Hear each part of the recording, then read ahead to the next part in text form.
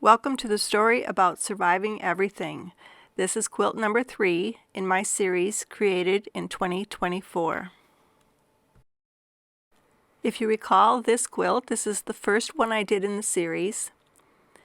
And this quilt was inspired when I accidentally created this wedge-shaped unit and then saw the relationship to a piece of mixed media art that I had created a few years prior. That led me in the direction of seeing what other ways I could create flowers, and that led to the greenhouse quilt. So for my next quilt, I'm trying to think, what do I want to do? Due to my experience with the greenhouse quilt, I decided to look to some of my other existing art for direction for the next quilt. So I pulled out some of my favorites, and lo and behold, I came up with something. I noticed that there was a thread that ran through all of these portraits. Thread that I could work with, no pun intended, in my next quilt. Can you see where I'm going with this? Each and every one of these pieces of art has a photographic eye.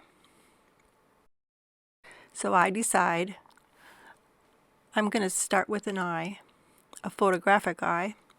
So I went to Pixabay, which is a royalty-free image source, and I searched eyes. And then I started downloading the eyes that I liked.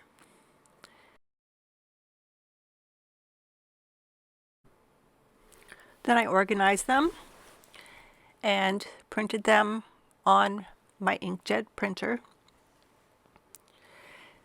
For those of you who don't know, you can actually buy 8.5 by 11 inch squares of cotton fabric that you can run through an inkjet printer and print any image you want. It's backed by paper. You peel the paper off after it's printed and dried, and then you can use it to sew. And there's a number of brands. So here I am printing out my eyes.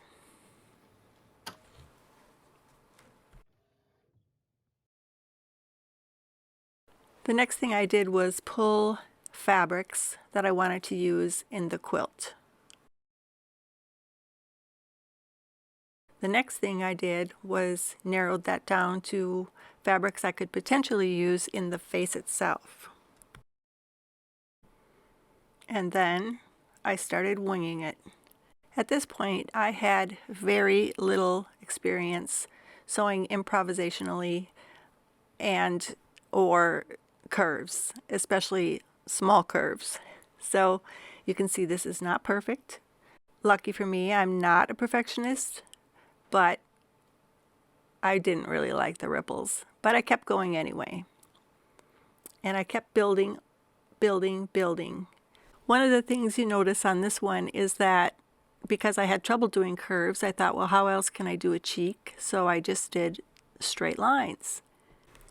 And for the other eye, I actually found this fabric in one of my fabrics and built an eye around it. At this point, I am trying not to be judgmental about my work, because no matter what medium you're working in, you have to practice to get good at it. So I'm considering all of this practice.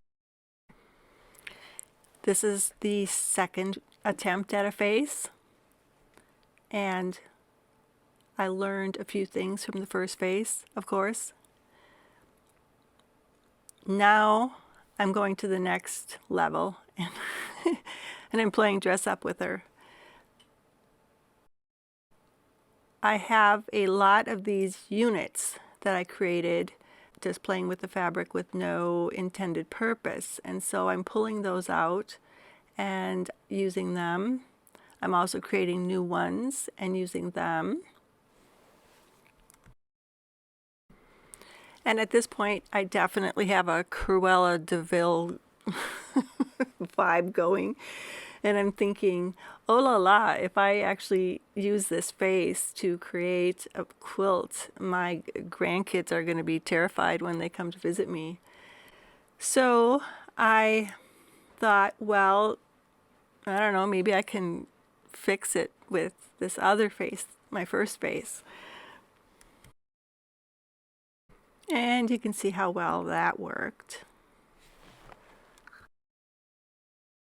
And then there were two. I tried putting both faces on one design wall. I'm kind of exhausted just remembering. The one thing I kept telling myself was, every piece of art has an ugly phase. You're just in the ugly phase. Keep going, keep going. So I kept going. I did not keep track of how long this took me, but it was on the wall for a long time. And then there was the breakthrough. The way I recall it, my sister and her husband were here visiting from out of town, and we were at the dining room table talking, maybe even having breakfast, and all of a sudden I knew what to do, and I jumped up from the table and I said, I know what to do. And we both came in the studio, and I took the two faces and I cut them in half vertically, and I matched them to the opposite face. And then I knew I was over the hill or over the hump.